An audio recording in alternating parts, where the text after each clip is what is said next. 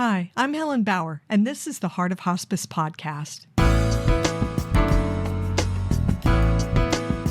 The Heart of Hospice podcast is your source for compassionate and informative discussions about hospice and end-of-life care. I'm a certified hospice and palliative care nurse with over 15 years of experience. Whether you're a caregiver, someone with a serious illness, or you simply need to know more about hospice care, this podcast is for you. Join me as we explore all the aspects of hospice, from the details of caregiving to the emotional and spiritual dimensions of end-of-life journeys. For more resources and to connect with me, visit theheartofhospice.com and find us on Facebook, Instagram, and LinkedIn. Keep listening for today's episode.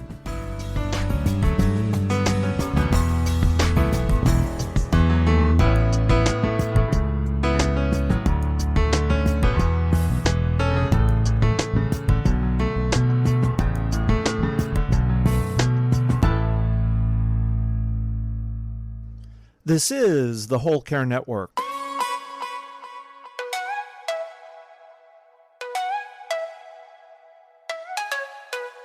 Helping you tell your story one podcast at a time. Content presented in the following podcast is for information purposes only. Views and opinions expressed in this podcast are solely those of the host and guest and may not represent the views and opinions of the Whole Care Network. Always consult with your physician for any medical advice, and always consult with your attorney for any legal advice. And thank you for listening to the Whole Care Network.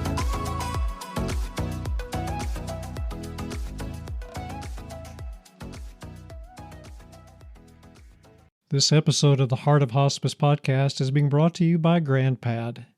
This holiday season, give the gift of connection with GrandPad. GrandPad is the all-in-one tablet designed specifically for seniors. This Christmas, give the gift that keeps on giving, a world where no senior feels lonely or isolated. GrandPad is more than a gift, it's a gateway to cherished family memories. To learn more about GrandPad, visit grandpad.net/THOH. GrandPad, bringing families together. David Abend has spent decades helping people see things differently and rebranding death by showing how embracing our mortality can lead to a more fulfilling life. David Abend is the co-founder and editor-in-chief of The Bucket, an online magazine that helps people make choices to reduce deathbed regrets, which he calls DBRs. He has spent decades helping people see things differently through The Bucket, and he takes on the ultimate marketing challenge, which is rebranding death.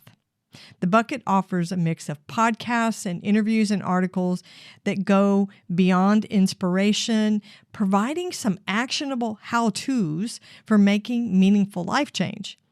David's also a certified life coach, and he helps guide clients to make intentional, purpose-driven decisions that won't leave them wondering, what if? You can find The Bucket at thebucket.com. You can check them out on Facebook and Instagram both, and you can connect with David for his coaching services at thebucketlifecoaching.com. This was a great conversation about The Bucket and viewing our mortality. The mission of The Bucket is to help people avoid what David calls DBRs, deathbed regrets, and he's going to be explaining more about what that is. He works to help people to live fully by acknowledging and accepting their mortality. The Bucket website also has a tool they call the Bucket Age that statistically calculates your bucket age, how many years you have left to live. You're going to hear me talk about my bucket age and what that meant for me. David also shares his personal experience with facing his own mortality and his podcast as well, and one of his first interviews that he did, which was with Carl Reiner. Very interesting. So David and I are talking about death in a different way today. So stay connected for this conversation. It's going to be great, and there's a lot to learn.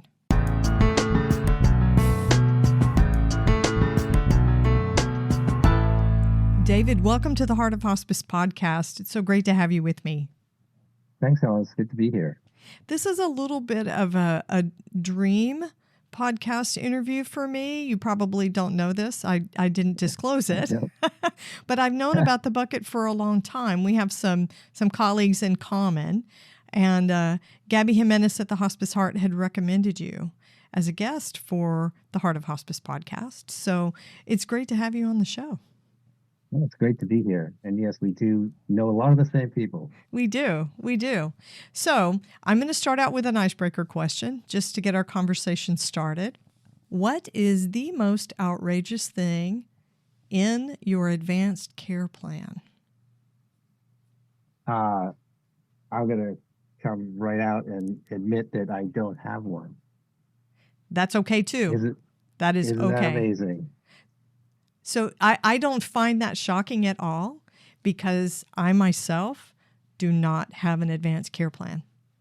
And the reason I like to ask this question and talk about it is because I think end-of-life workers or people who are in the death space struggle just as much with advanced care planning as everybody else.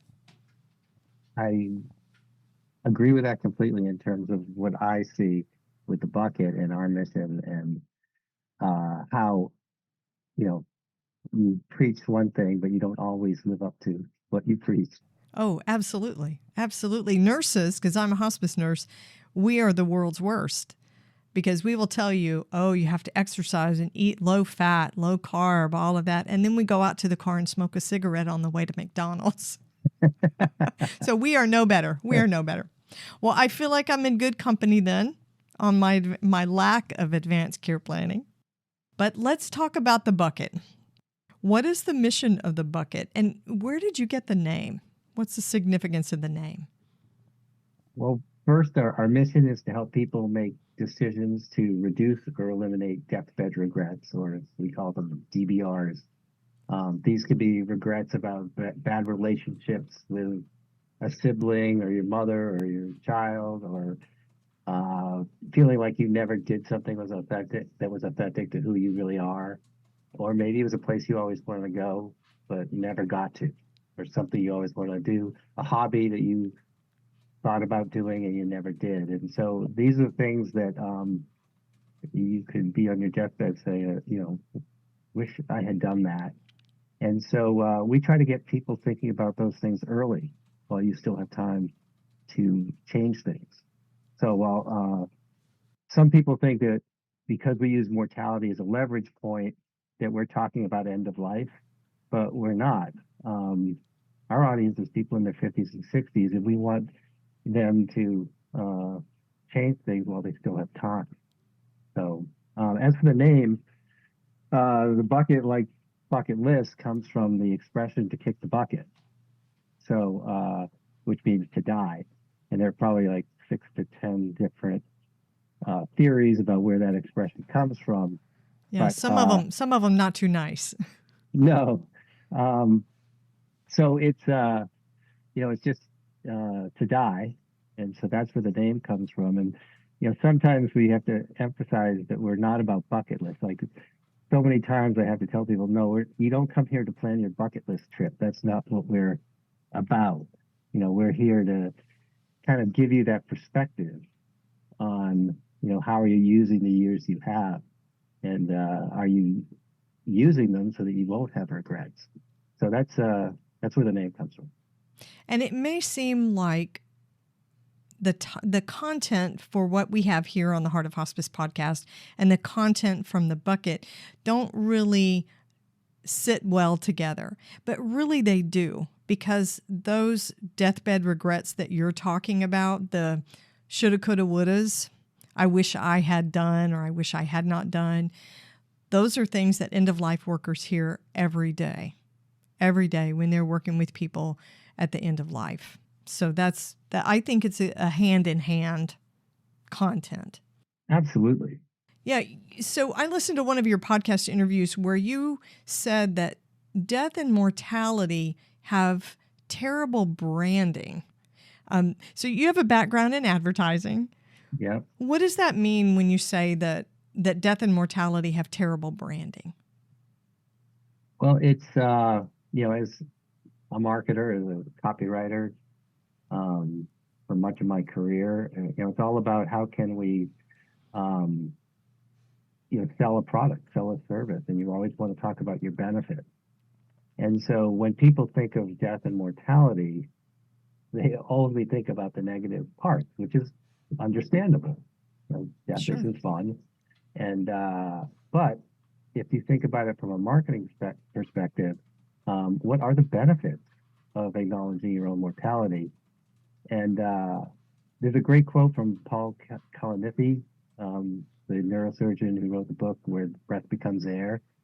I don't know it by heart, but it's something like, it's only because of death that we live with purpose.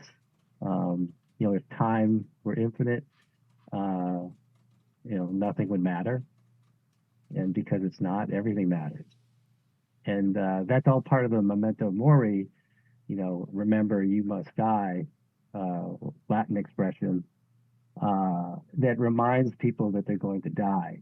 And so I think that reminder is the part of mortality that's a benefit to people. It can be a kick in the ass, can be perspective that gets them to say, I don't want to have a deathbed regret. I don't have all the time in the world. I'm going to do something now. And so I think that, like I said, there's nothing good about death, but I think awareness of your own mortality is a very positive thing. And I think that's part of the branding, that if we can make people be more aware of it and not put their heads in the sand, that will really be helpful. And I think that really is something that I look at the bucket as kind of the top of the funnel for end of life planning. Because once you become comfortable with the idea of mortality, then you can become comfortable with planning your own end of life without feeling like, oh, that's bad luck to talk about that. And that in that planning, I'm sure you've seen this, that it's in that planning that people discover things that they can have years to take action on, as opposed to planning for end of life near the end of life, where it's like, damn, I wish I had done that. Right. Western culture is so death conversation averse. So I am here to tell you that I have been a hospice nurse for 15 years. I have been talking about death and dying and end of life and hospice and terminal illness for 15 years. I'm still alive. So for everybody out there, that's the way it works. You can talk about it, but I do think, I wouldn't say it's to the extent of being superstitious, but we do have this feeling that somehow if you talk about it, and I know there are cultures where you're sort of speaking it into being. So just by having a conversation about death, somehow you've set something in motion. Right. But it's already in motion. Yeah, it's happening, and those who choose to ignore it, I think those are the people who end up with regrets. I don't think, we talked about eliminating deathbed regrets. I'm sure there are things that can happen that you regret and you didn't really have control over. But there are many things that people do have control over. Yeah, that's true. And we do hear a lot of those deathbed regrets. It's hard to listen to. It's hard to listen to people with regrets like that. Yeah, and they're mostly, from what I've read, because I certainly haven't been there myself, but they're all very similar. It's not like there's this huge range of regrets that people tend to have. They all seem to be fairly similar, and I think the podcast I've done, it comes down to relationships most of the time, and the second one is not being authentic to who you really were or really are. Right, not going for what you wanted. Yeah. It's amazing how similar those things are from person to person. How many people have that? So these end-of-life discussions and talking about mortality, how do you think we can get more comfortable talking about this stuff?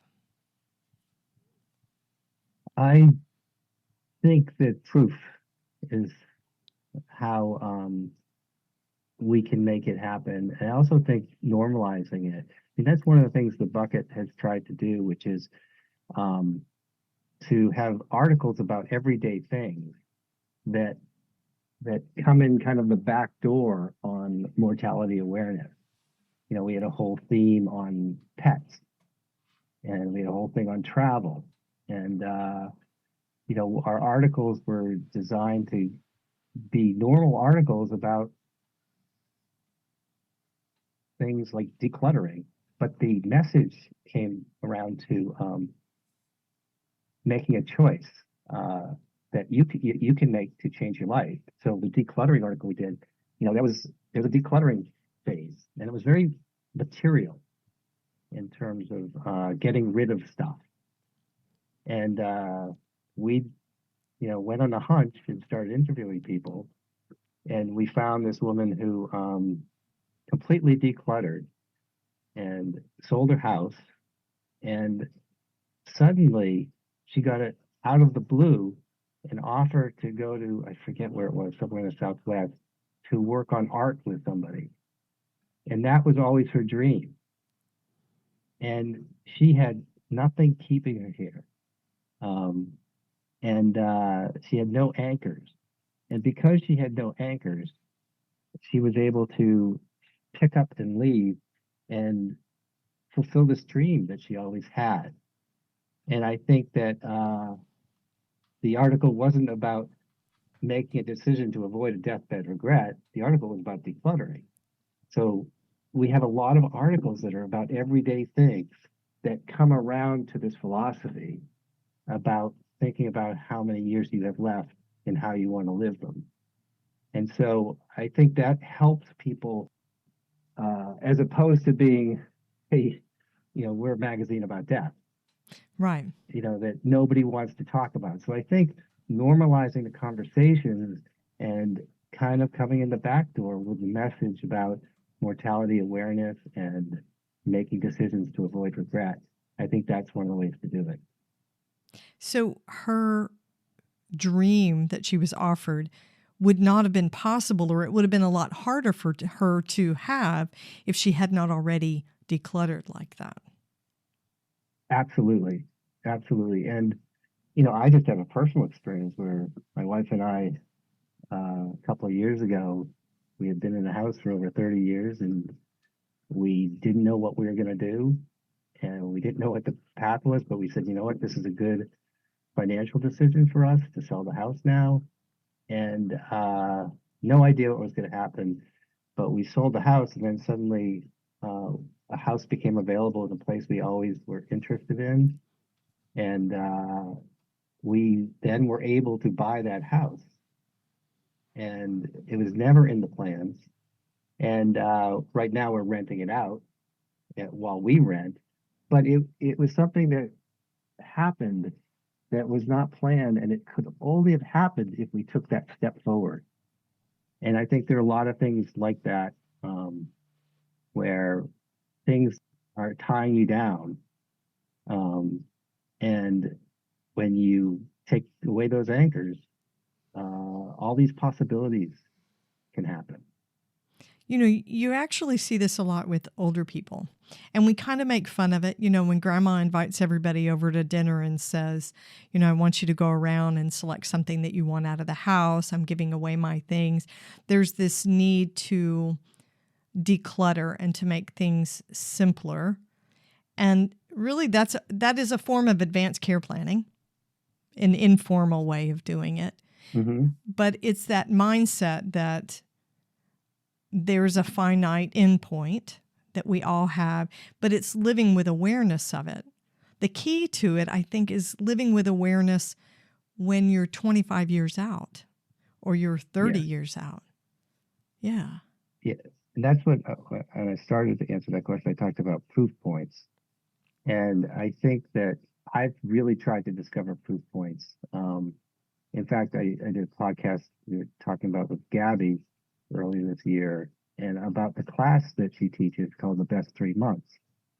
And that is about planning for the last 3 months of your life presumably because you have terminal disease or something. But what she found was that a lot of people were taking it that weren't sick, were younger.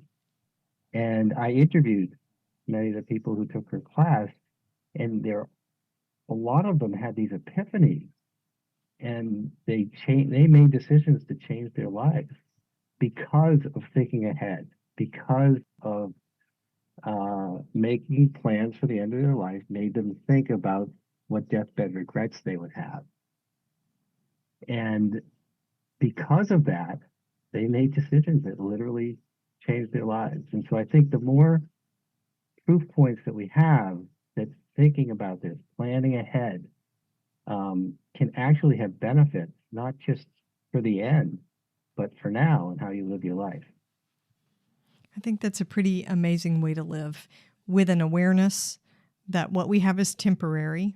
Even if you've got 50 more years, it's still temporary. There's going to be an end to it. So be grateful and don't waste what you have. Yeah, absolutely. I hope you're enjoying this episode. We're going to pause for just a minute. My guest has more to share. This episode of the Heart of Hospice podcast is being brought to you by GrandPad. This holiday season, give the gift of connection with GrandPad, the perfect way to keep your older loved ones close, even when you're far apart. GrandPad is the all-in-one tablet designed specifically for seniors, making it easier than ever to share holiday cheer across generations. With secure, simple video calling and photo sharing, you can virtually join in on decorating the tree or watch as your little ones open their presents, no matter the distance. Spread joy throughout the year with GrandPad's user-friendly interface, allowing seniors to enjoy music, games, photos, as well as emails from family. No need to worry about Wi-Fi setup. GrandPad comes with 4G LTE cellular service included. This Christmas, give the gift that keeps on giving, a world where no senior feels lonely or isolated. With GrandPad, you're not just giving a device, you're giving the warmth of family connection. Make this holiday season unforgettable. To learn more about GrandPad, visit grandpad.net/THOH or call 1-888-904-4723 today to order your GrandPad. It's more than a gift, it's a gateway to cherished family moments. GrandPad, bringing families together. I want to talk about bucket age. Can we talk about bucket age? Sure. Tell my listeners what a bucket age is. Well, bucket age is simply your current age. I mean, your life expectancy, and we just use the Social Security statistic for that, minus your current age, and that is how many years statistically you have left to live. And we call that the bucket age. And if you go to our website, there's a calculator there where you can calculate your own bucket age. And it's really astounding to me when people do that, how surprised they are. Which it's like it shouldn't be surprising.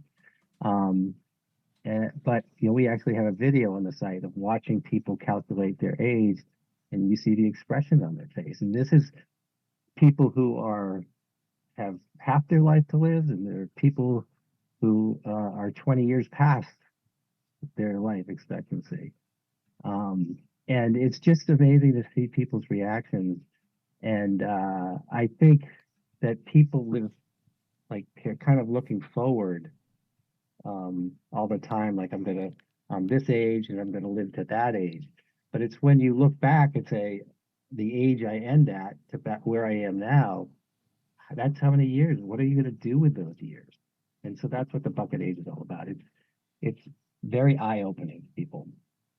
So do you think there were people in the video, when you videoed people that were getting their bucket age, were there some that were depressed or sad, thinking, "Oh, this doesn't seem like very long"? Yes, there were. But what happened is that people were saying that was their first reaction. And then it was like, wow, I gotta do stuff. I've gotta get busy. And I think that that's what we're trying to do. We're trying to get people busy and being aware of that number. And of course, it's statistical. Who knows how long someone's going to live? Sure. But I think that people wake up and it's too late to do something. One of our articles is about climbing the Grand Canyon and about you have to factor in, what age it would be that you can no longer do that. And as opposed to saying, when I retire, I'm going to hike the Grand Canyon. And it's like, okay, I retired. Now I'm too old to do that trip, very strenuous trip. And so, how can you live your life so that you get to do that? And instead of waiting till you retire, how am I going to do that right now? And that's a lot of what the bucket is about. Yes, we have philosophy and the perspective, but most of our articles are how-to articles. And it's, you want to make this choice, this is how you can make it. And, we have an article about home swapping. And we really try to make it so money is never the solution to the problem. Because if money were the solution, then, go find a way to make more money. The idea is that most people, money is an issue. They can't just throw money at the problem. And so we try to have solutions that involve planning and making choices. And like I said, most of the articles are how-tos in order to do that. I love that. So I did calculate my bucket age. What was it? So my bucket age is 25. And I have to say, at first I thought, oh my God, that's not very long. That doesn't sound like a long time because I'm 58. I'm way past 25 years, right? I've gone twice that. So at first I thought, that's not very much time. And then I started thinking, well, 25 years, thinking about how old I would be at that point, things that I have on my bucket list that I've been saving to do. And you make a really good point about, when I retire, I want to do this and this. And if it's a physical thing, then maybe you physically can't do those things if you put them off. So I really began to think about some of the things I want to do. And it already has changed my perspective. Yeah. I want to walk the Camino de Santiago. That's a very strenuous thing. I wouldn't want to wait till I'm 70 years old to do that. Right. Gabby's done that. Yes. Yeah, she's going to be my guru. She's threatened to be my guide. I have a feeling we're going to get lost. But it's definitely, you have to think about that in terms of like, when am I going to do that? Yeah. And if you start thinking, phases and stages of life inside that 25 years, it created in me a little bit of a sense of urgency. Why wait for all these things? Why not make them happen now? Yeah. It's a little bit of an eye opener. It's an interesting perspective that's created when you look at those years. It's just a number. And it doesn't factor in your genetics. So for my listeners, right. When you go onto the Bucket website and you calculate your age, it only collects one piece of data, and that's your gender, whether you're male or female. Right. And your age. So, I mean, it's not like you're giving genetic or health history risks or behavioral risks. You're not putting any of that kind of data in. It's fairly simple. So there are some nuances behind the whole thing. But just the number, I think, is impactful. Yeah, the number would be impactful whether it was, a degree of 2%, 3%, 5%. The whole point is just to say, wow, a little bit counting backwards. That's the idea of it. And I think that if people counted backwards, they might be more motivated to do things versus counting forward. Right. Right. If we're more aware of the end point. Yeah. Yeah. And like you said, it's not, these are totally generic statistics. And there's plenty of places where you can go online and get, I think it's called real age or something, based on your fitness level and your, you know, your eating habits and stuff. And it will say, you may be 65, but if your real age, kind of like real temperature, is only 55. Right. So that's not the point of this. This is simply to give perspective. Yeah. It's to make you think. It's Yeah. to make you think. And I love that about it. So, talking about mortality, talking about using your time, being grateful, having this perspective, calculating your bucket age, how has that work changed you and how you're living? Well, good question. I try to take my own advice and make choices to avoid my own DBRs. But as we were talking about at the beginning, that's not always easy. Right. I think that not creating the bucket would have been a deathbed regret for me. It was always something that, and it became something I did because, like, here's my mission. I have to do this now. Like, I can't not do it, even if it fails miserably. I do not want to be on my deathbed wondering what if I had done that. So that is something I've done. And it does really, I tried more than not. I do make decisions that are uncomfortable because I don't want to have regrets. And so I've been shifting my career from marketing to publishing for the bucket and being a life coach.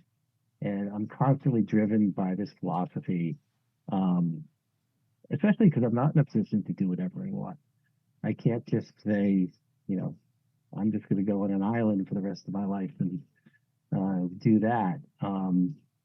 So I think that's uh, they're hard decisions, and I think whenever I'm unsure about what to do, I just say, well, what will I regret? It's actually a philosophy you can use for pretty much anything. Um, like you're trying to figure out whether to go out Saturday night with friends, or you're trying to figure out whether to stay in and watch a movie. Well, what will I regret not doing? And so I think it's something that I use for both short and long term decisions. And it becomes much easier to put things into perspective once you think about it that way. And so it's I feel like I do it most of the time. I don't do it all the time. I think generally I wish I'd done this 10 years ago. So that's a regret. And I think that I procrastinated. So but it helps me. So I think it will help other people if you do it 50% of the time. I like that. What will I regret? That's a really good litmus test for a decision. It truly is. Yeah.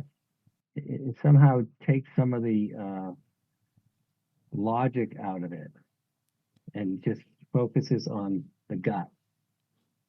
So you're married, David, right? Yes. Does your wife participate in this with you? Does she do her own bucket age and think this way? Yes. Yeah. She has always loved this idea, and she has her own life. She has her own decisions to make, and so we're not like in lockstep for all our decisions and things like that. But yeah, she does, and we do that decision-making process. We just did it last week on a decision about whether we go do a trip or not, or whether we save our money and do something else. And it was like, what will we regret not doing? And so it is very helpful for making decisions. And yeah, we are totally on the same page philosophically with it. We're not always on the same page with what we decide we'll regret. But, Yeah. um, She may say, I'm not going to regret that. I don't want to do it. right. Yeah. I think that's a pretty cool thing to have inside a relationship, to have that kind of parallel thinking. That's pretty cool. Yeah. So, David, tell me about the resources.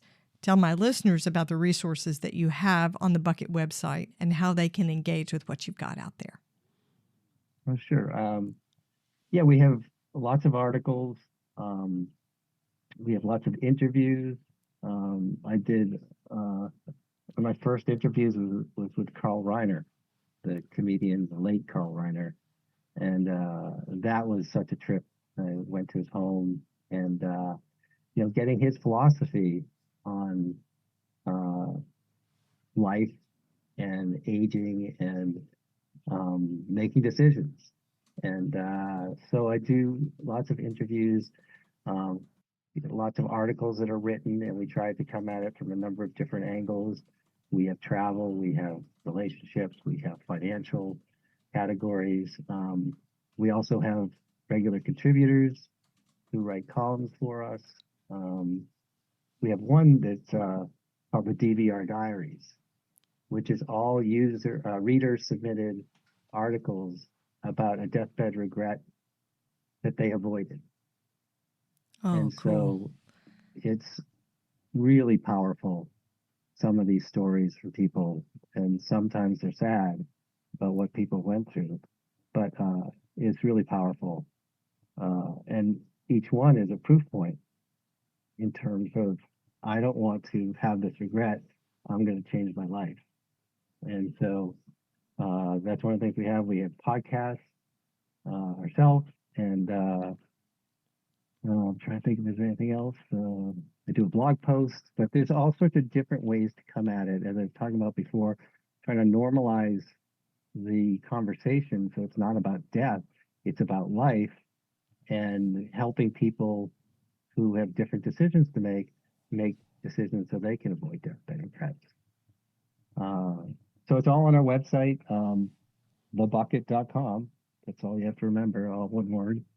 And it is a subscriber-based model, but we have a lot of articles. Our most recent articles are free for anybody. All our podcasts are free. And if you want to subscribe, it's a free month.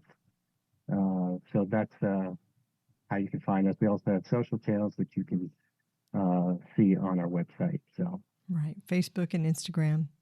And yeah. David, you do life coaching as well? Yes. Where can my listeners engage with you and find out about your coaching services? That's thebucketlifecoaching.com. Yeah, I've always felt that the Bucket was a passive life coach, our articles. And so last year I said, well, why don't I be an active life coach? And so most of my clients are people in their 50s and 60s who want to pivot, and they want to do something more authentic, and they don't like their job, and they don't want to have it be a deathbed regret. So it really aligns well with what the Bucket's all about, but it's a much more hands-on approach. Awesome. Awesome. Well, I will have links in the show notes to your social accounts, to thebucket.com, and to Bucket Life Coaching as well, so my listeners can get a hold of you and work with you. David, it's been great to have you on the show. What's one question that I didn't ask you that you would want the listeners to know? Wasn't ready for that question. I snuck that one in at the end. But I think it's really important to emphasize how we overlap, how end-of-life planning and mortality awareness are different sides of the same coin.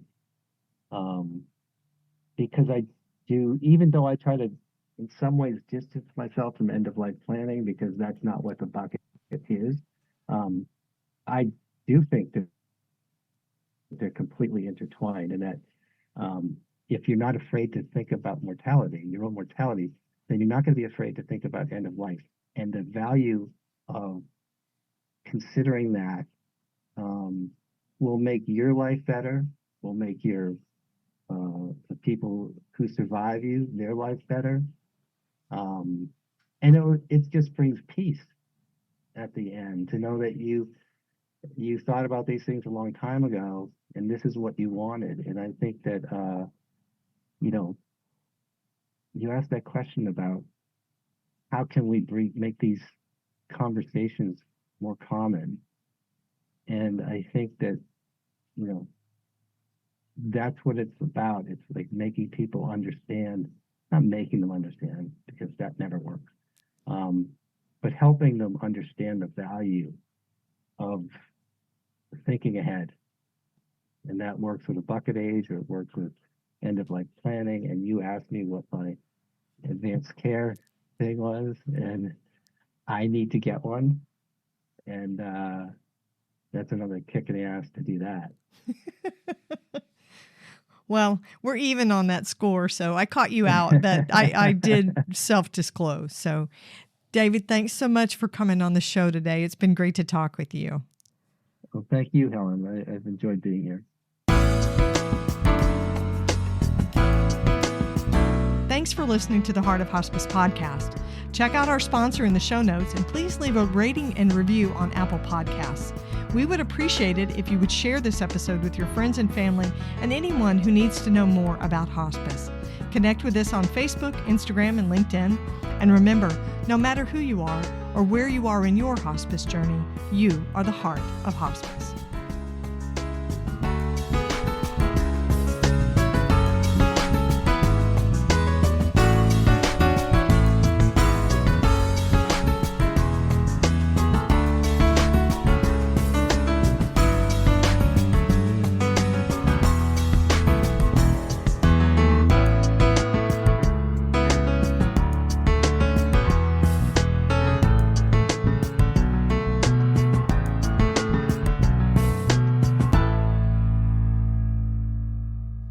This is the Whole Care Network.